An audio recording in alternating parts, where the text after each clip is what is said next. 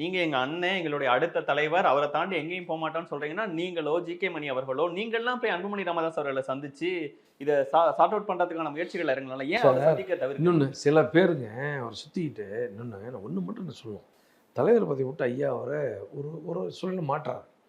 மாத்துன உடனே அன்னைக்கு அண்ணன் அன்புமணி அவர்கள் சுயமாக எடுத்த முடிவு என்ன தெரியுமா? ட்விட்டர்ல போடுறாரு. 2 நாளைக்கு என்னை யாரும் சந்திக்கக்கூடாது. பனையூர் பக்கம் வரக்கூடாதுன்னு போடுறாரு. அந்த 2 நாள் மட்டும் கேப் விட்டுருந்தா எல்லாமே சரியாயிருக்கும்.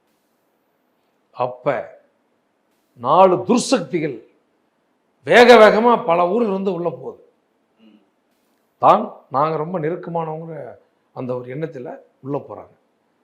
அடுத்த நாளே நிர்வாகிகள் சந்திக்கிறோம், அறிக்கை விடுறேன். நீங்க ராமதாஸ் அவர்களுக்கு சொல்லும்போது, அவர் சுயம்பு தனியா முடிவெடுப்பாருங்கிறீங்க. அன்புமணி ராமதாஸோட செயல்பாடுகளுக்கு துர்சக்திகள் வந்து சேர்ந்து, அதனால இன்ஃப்ளூயன்ஸ் பண்ணிட்டாங்கன்னு சொல்றீங்க. அவரும் வந்து உங்க பாஷையில சொல்லணும்னா, சிவன், பிரம்மா, விஷ்ணு, ராமர் அந்த துர்தர்ஷிகள் கூட சேர்ந்திருக்கலாம்ல? அது எனக்கு தெரியலைங்க. அவர் எடுத்த முடிவு அவர் எடுத்த முடிவு மிகச்சரியான முடிவு. என்னை யாரும் சந்திக்க வேணும்னு சொன்னது சரியான முடிவு. அது மட்டும் நடந்திருந்தால் மாநாட்டில் நான் அன்புமணி அவர்கள் தலைவராக மீண்டும் ஐயா அறிவித்திருப்பார். எங்களுடைய மகாபலிபுரம் மாநாட்டிலே அந்த பிரச்சனைக்கு அனைத்து தீர்வும் ஏற்பட்டிருக்கும். நீங்களாம் போய் சந்திக்கலாம்ல? நானும் போய் சந்திச்சு பேசணுமே. இப்போ சந்திக்கலாம்ல? இவ்வளவு பிரச்சனைகள் போயிட்டு இருக்கும்போது நீங்களும் ஜி.கே. மணி அவர்களும் போய் சந்திக்கலாம்ல? ஏன்னா அவ்வளவு வருத்தப்படுறீங்க. அவர் வந்து நான் தற்கொலை செஞ்சுக்கலாமாங்கிற அளவுக்கு எக்ஸ்ட்ரீமா யோசிக்கிறேன்லாம் பொதுவெளியில சொல்றாரு. இவ்வளோ கஷ்டப்படுற நீங்க போய் அன்புமணி ராமதாஸ் அவர்களை சந்திச்சு இதை சார்ட் அவுட் பண்ணுங்கண்ணே, வாங்கண்ணேன்னு சொல்லலாம்ல? சொல்லாமல் இருந்திருப்போங்க. நீங்கள் சந்திச்ச மாதிரி செய்திகள் வரல. இல்லை, முதல்ல இப்போ இல்லை, பிரச்சனை ஆரம்பிக்கும் போதே ஐயாவோட இணைந்து செயல்படணும் தான் சொல்லிட்டு இருக்கோம்.